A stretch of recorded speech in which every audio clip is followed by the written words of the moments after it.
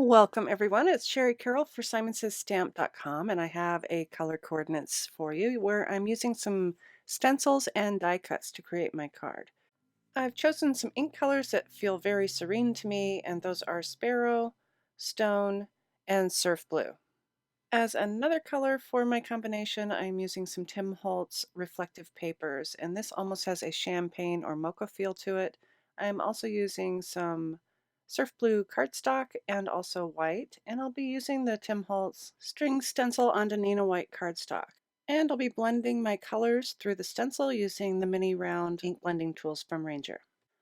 I want to show you a little trick when using a stencil. This one has some skinny lines, and when I move my finger up and down it, the lines will move. So those will probably move when I am using my ink blending tool through them.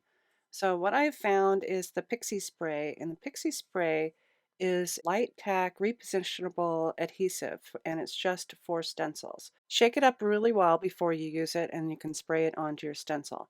Hold the can about a foot away and use sweeping motions across your stencil until you have enough adhesive. To get this started, I'll use my tacky side down and place this right onto some Neenah white cardstock, and then I'll press this down in place. And now I'm ready for my ink blending. I'm starting off with the Sparrow ink at the bottom, and I'll make this as dark as I can and move up until I can blend it right into the next color, which is that stone color. And these will blend really nice together when you put them right next to each other. I've used a new pad for my ink blending tool, and I will use a new one for each color that I use. The final color that I've used is the surf blue, and I did let that overlap a little bit with the stone ink, and I'll peel this off and show you how this will look.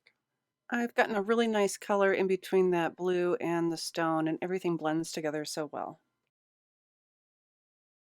The next step of this card is to add my die cuts, and I'm using the Botanical Beauty from the Stamp Market, and this is a really pretty leaf. I've cut it from that foil paper and also the surf blue paper. I have my pieces laying face down onto a paper towel, and I'm using the E6000 pump spray to add adhesive to the back. For the blue leaves, I have removed the center parts of each of those leaves, and I'm pressing this right down onto that panel. And for the metallic leaves, I'm leaving those centers in place, and I have one that's kind of slipped away, but I can just replace that right back and fill that in.